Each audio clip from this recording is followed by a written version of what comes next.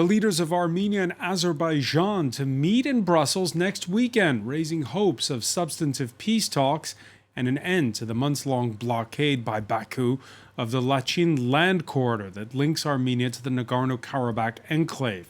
Officially, it's Russia's role to monitor an unstable ceasefire that's been broken several times since a war in 2020. Talks between Nikol Pashinyan and Ilham Aliyev follow last week's discussion in Washington between the two countries' foreign ministers. I think the pace of the negotiations and the foundation that our colleagues have built shows that we really are within reach of an agreement. The last mile of any marathon is always the hardest. We know that. But the United States is here to continue to help both of our friends cross the finish line. And as I say, I think we're very much within reach of that. Well, for more, let's go to Armenia's capital. Richard Giragosian is director of Regional Studies Center, an independent think tank that's based in Yerevan. Thank you for speaking with us here on France 24. Thank you, François. It's the United States brokering talks last week. It's Charles Michel, the president of the European Council, who will sit down with the two leaders on Saturday and Sunday, next Sunday in Brussels. Isn't this Moscow's job? I would say no. Moscow has lost the diplomatic initiative simply because it has failed. Russia has failed to uphold the terms of the fragile ceasefire, and the West has responded to the vacuum. Russia is also overwhelmed by its failed invasion of Ukraine. But I am very optimistic and hopeful that European and American engagement will actually facilitate rather than mediate a resolution between Armenia and Azerbaijan. What explain to us that distinction?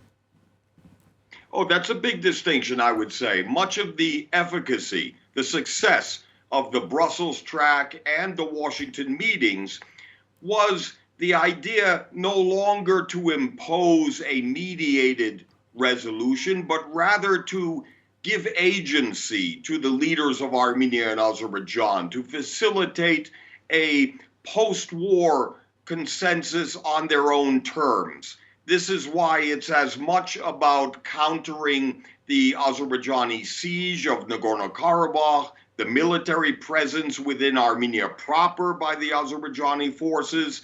But I do think that the Russian approach is generally to twist arms. The European approach is holding hands.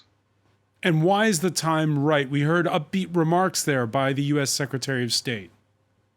Well, I would say Washington, we witnessed a rare expenditure of diplomatic capital by the U.S. The Secretary of State oversaw 4 days of negotiations. This is rather unprecedented. It's not either a one-time, one-off event, nor just a photo opportunity. We also see beyond Sunday in Brussels a June 1st meeting opportunity for Armenia and Azerbaijan, joined by French President Macron and the German Chancellor at the June 1st summit of the European political community. And that'll be taking place in Moldova. Where can they reach agreement, the Armenians and the Azerbaijanis? Well, I would say there has been some progress in the restoration of trade and transport. The sticking point in many ways has been Azerbaijan's maximalist position. But I do think that diplomacy is the only way forward. There is no military solution. And I do think Azerbaijan will climb down and begin to de-escalate because they are in danger of becoming diplomatically isolated. And at this point in time, when you talk about the maximalist position, what's the intention, seen from Yerevan, when it comes to the Lachin corridor and the fact that there's this roadblock, effectively a blockade that's been installed? Well, unfortunately, the siege of Nagorno-Karabakh, the blockage, the blockade, is only the latest in a rather more consistent escalation by Azerbaijan that includes cutting off gas, that includes cross-border incursions into Armenia. It's an expansion of the conflict. And I do think maximalist also refers to recent egregious territorial demands on Armenia from Azerbaijan, well beyond Nagorno-Karabakh.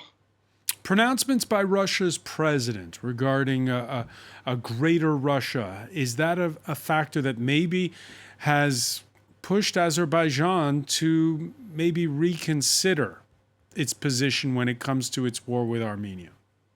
Well, I do think Azerbaijan's calculation is based much more on unprecedented direct Turkish support, much more than dealing with Russia.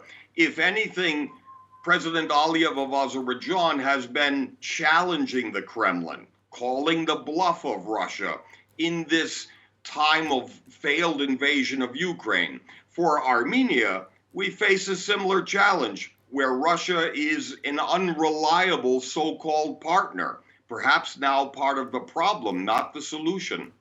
Where does this leave the 2,000 Russian peacekeepers that are supposed to be in Armenia and Nagorno-Karabakh? Well, unfortunately, that peacekeeping force has failed in its essential mission and mandate to enforce the ceasefire agreement, which demands unfettered access in and out. And unfortunately, the peacekeepers have, if not been complicit, have been shamefully, woefully inadequate to the task. This is why it's the European Union and the Americans that actually offer much more promise to a mediated solution. Richard Giragosian, one final question on this. How does Washington and Brussels divvy up what are their respective roles? Actually, I would argue the American support is just that. It's secondary. It's actually designed to bolster European Union engagement because it's the European Union that has monitors deployed in Armenia proper. It's the EU that will ensure connectivity. It's much less an American direct engagement, but more to craft an environment more conducive to Western engagement. Richard Giragosian, many thanks for joining us from Yerevan. Thank you, François.